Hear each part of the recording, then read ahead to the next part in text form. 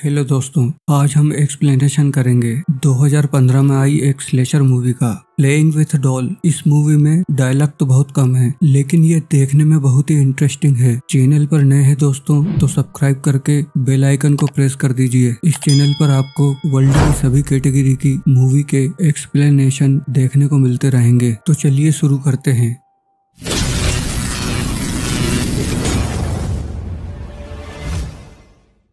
Movie की शुरुआत में हमें एक जंगल दिखाया जाता है जहां पर एक पुलिस ऑफिसर और एक गार्ड के बीच फाइट चल रही होती है। वहां पेड़ पर एक बोर्ड लगा होता है जिस पर लिखा होता है प्रतिबंधित क्षेत्र, जो भी इसे पार करेगा उसे शूट कर दिया जाएगा। इसी जंगल में कुछ दूरी पर एक लड़की भागते हुए दिखाई देती है। वह घायल होती है और उसका पीछा एक खतरनाक सीरियल किलर कर रहा होता है, जिसके चेहरे पर एक मास्क होता है जिस पर चेहरे से सर तक कांटों वाले तार लगे होते हैं। उसके हाथ में एक टूल बॉक्स और एक हथौड़ा होता है। उधर पुलिस वाले और गार्ड के बीच जबरदस्त फाइट होती रहती है। लड़की भागते भागते एक पेड़ के पास आकर रुक जाती है और तभी वो किलर उसे पकड़ लेता है। लड़की की चीख निकल जाती है जो दूर तक सुनाई देती है। पुलिस ऑफिसर गार्ड से पूछता है कि तुमने सुना एक औरत को कोई मारना चाहता है। गार्ड कहता है कि मुझे यहाँ कुछ नहीं सुनने के, और जो यहाँ घुसता है उसे दूर रखने के पैसे मिलते हैं, खास तौर पर पुलिस को। और वो दोनों फिर लड़ने लगते हैं। तभी वहाँ उन्हें एक गन दिखाई देती है। पुलिस ऑफिसर उस गन को उठा लेता है और उनकी हाथापाई में गार्ड के सर में गोली लग जाती है। इस गोली की आवाज को दूर बैठा एक दूसरा गार्ड सुन लेता है और वायरलेस फोन से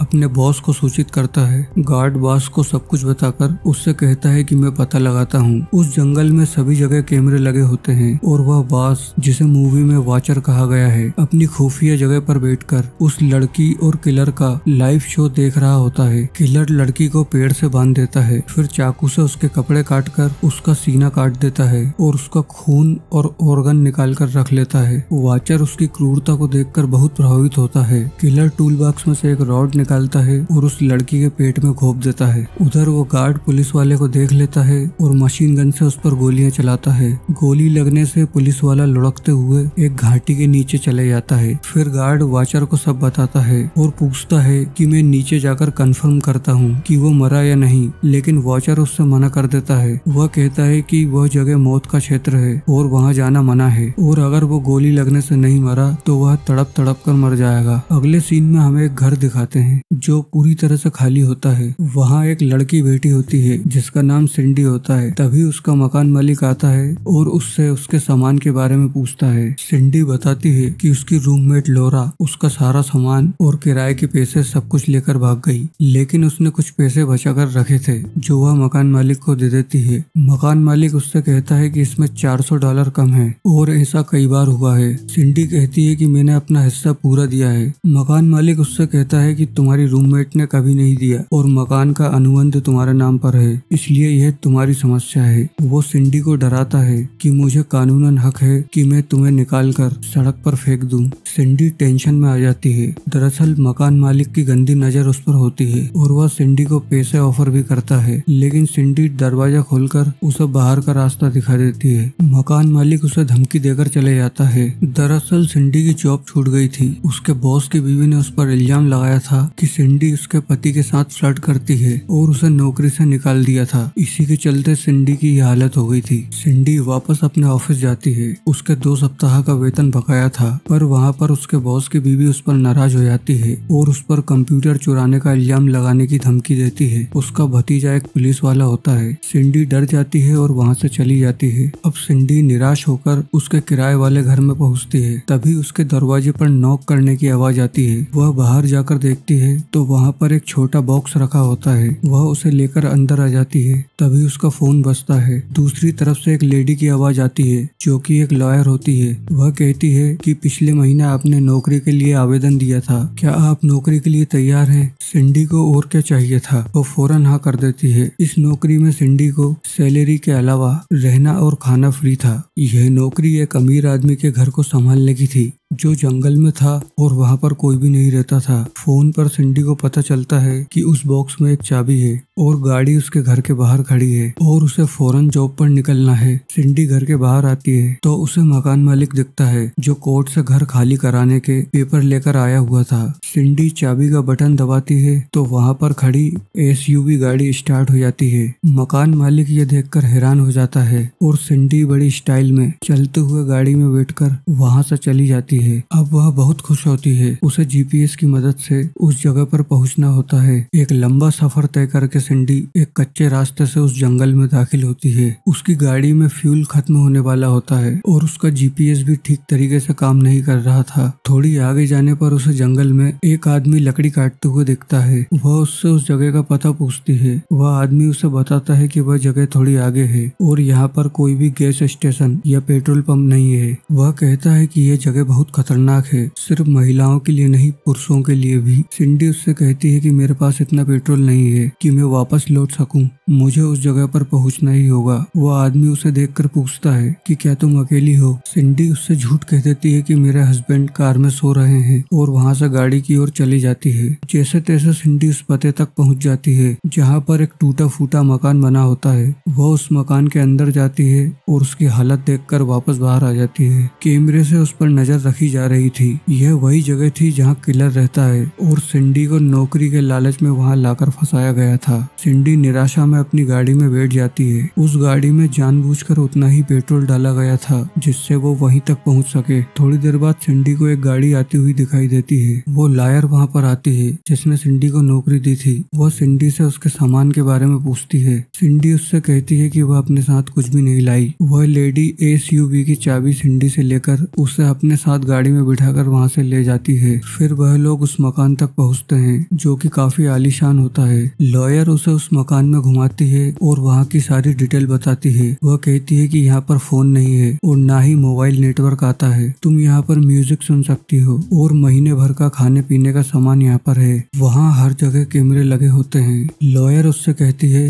कि जब मकान मालिक यहाँ पर होता है तब ये कैमरे चालू रहते हैं। वहाँ अलमारी में कुछ कपड़े रखे होते हैं। वह सिंडी से कहती है कि वह इन्हें यूज कर सकती है। वह सिंडी से घर का ध्यान रखने को कहती है और उसे घर की चाबी देकर अगले महीने आने का कहकर वहाँ से चली जाती है। उसके जाते ही सिंडी खुशी से चिल्ला देती है क्योंकि इतने ऐशो आराम उसे किसी नौकरी में नहीं मिले थे। उधर वाचर कैमरे से सब कुछ देखते रहता है। सिंडी वहाँ पर खूब मजे करती है। बाद में वो अलमारी से कपड़े निकालती है तो ऊपर हमें किलर दिखाई देता है जिससे ये पता चलता है कि सिंडी को मरवाने के लिए ही उसे यहाँ बुलाया गया है। सिंडी म्यूजिक स्टार्ट करके डांस करते हुए सभी कपड़ों को ट्राई करती है। वाचर कैमरे से सब देख रहा होता है। सिंडी एक शराब की बोतल लेकर बाथरूम में रखती है। फिर वह टॉवल लेने जाती है। तभी किलर उस बोतल को उठाकर बाहर रख देता है। सिंडी वापस आकर देखती है तो बोतल वहाँ पर नहीं होती है। वह बाहर आती है तो उसे बोतल रखी दिखाई देती है। वह हैरान हो जाती है। किलर उसे मारना चाहता है तभी वाचर उससे मना कर देता है। किलर मारने को बेताब होता है। वाचर उससे कहता है कि अभी नहीं, अभी मैं उसे जानना चाहता हूँ और अगर तुमने मेरी बात नहीं मानी तो मैं किसी भी लड़की को वहाँ नहीं लाऊंगा और तुम्हें वापस जेल में भिजवा दूंगा। किलर गुस्से में अपने आप पर कंट्रोल करके वहाँ से चला जाता है। उस घर की एक चाबी उसके पास भी होती है। अगले दिन सिंडी उठकर बाहर आती है तो उसका पैर एक मरे हुए जानवर पर पड़ता है। वह उसे वहाँ से हटाती है। उस जानवर को किलर ने ही रखा था जो दूर से सिंडी को देख रहा था।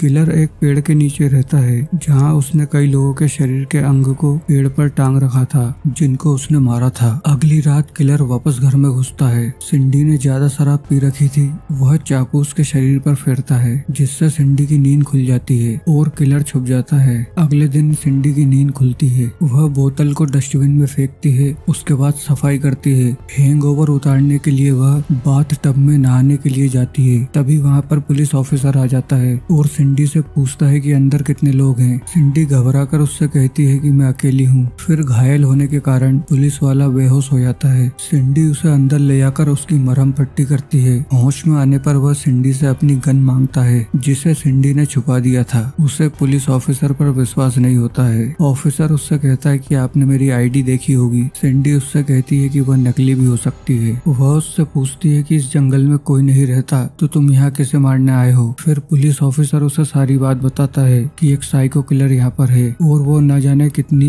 लड़कियों की की हत्या कर चुका है। फिर वह सिंडी को उसकी देखभाल के लिए थैंक्स कहता है और कहता है कि उसने 4 दिन से कुछ नहीं खाया है। फिर सिंडी उसे खाना खिलाती है। पुलिस ऑफिसर के पूछने पर कि वह यहाँ क्या कर रही है, सिंडी उसे बताती है कि वह यहाँ पर मेड है और इस मकान का मालिक डेनमार्क में कहीं रहता है। पुलिस ऑफिसर अपनी जैकेट के बारे में पूछता है जिसे सिंडी ने वॉशिंग मशीन में डाल दिया था। वह जल्दी से सावधानी से जैकेट को निकालता है। उसमें एक ग्रेनेड रखा होता है जिसकी गैस से आंखों पर इफेक्ट पड़ता है। वह उसे निकालकर धीरे से बाहर रख देता है। वॉचर कैमरे से सब कुछ देख लेता है और अपने आदमियों को उसे मारने के लिए भेज देता है। पुलिस ऑफिसर सिंडी से पूछता है कि तुम अपने मालिक को कितनी अच्छी तरह से जानती हो। सिंडी घबरा जाती है और तभी वहाँ पर गोलीबारी चालू हो जाती है। पुलिस ऑफिसर जंगल में जाकर कुछ लोगों पर गोलियां चलाते हुए उन्हें मार देता है। तभी वहाँ पर किलर आ जाता है। वह साइको तो होता ही है, उसे पुलिस और गार्ड से नफरत होती है। वॉचर कैमरे से देख लेता है और समझ जाता है कि अब सब मरने वाले हैं। किलर अपने हथौड़े से वॉचर के लोगों को मारने लगता है। उधर पुलिस ऑफिसर किलर और वॉचर के लोगों दोनों पर गोलियां चलाता है। किलर सिंडी को मारने के लिए घर में घुस जाता है। उसे देख सिंडी पिछले दरवाजे से भाग जाती है। वह उस बम को भी उठा लेती है। इधर पुलिस ऑफिसर एक गार्ड की मशीन गन लेकर गोलियां चलाता है। जंगल में भागते हुए सिंडी एक पेड़ के पीछे छुप जाती है। किलर भी वहां आ जाता है। सिंडी पेड़ के पीछे से किलर पर ग्रेनेड फेंकती है। 3-4 सेकंड तक कुछ नहीं होता, फिर अचानक ग्रेनेड फट जाता है। किलर और सिंडी दोनों को धुंधला दिखने लगता है। सिंडी उठकर वहां से जाने लगती है। किलर भी उठता है। भागते हुए सिंडी का सर एक पेड़ की डाल से टकरा जाता है और वो बेहोश हो जाती है। उधर वॉचर ये समझ जाता है कि ये पुलिस ऑफिसर मुझ तक पहुंच जाएगा। वो अपनी गाड़ी निकालकर वहां से निकल जाता है। इधर किलर सिंडी को उठाकर एक टूटे हुए पेड़ पर लटका देता है और वह एक नुकीली लकड़ी से उस पर हमला करने ही वाला होता है। तभी पुलिस ऑफिसर उस पर फायर कर देता है। फिर सिंडी को होश आ जाता है और वो भागने लगती है। गोली किलर के कंधे पर लगती है। वह उठकर सिंडी का पीछा करने लगता है। भागते हुए सिंडी सड़क पर एक गाड़ी के सामने आ जाती है और अंदर बैठकर मदद मांगते हुए कहती है कि जल्दी पुलिस के पास चलो, ये वॉचर होता है। और वो सिंडी से कहता है चिंता मत करो, तुम सुरक्षित हाथों में हो। और वो उसे वहाँ से लेकर चला जाता है और मूवी यहीं पर समाप्त हो जाती है। दोस्तों, इस मूवी में वॉचर एक क्रिमिनल होता है जो लड़कियों के बॉडी पार्ट्स को बेचकर पैसा कमाता रहता था। उसके पास उन लड़कियों के पार्ट्स भी रखे होते हैं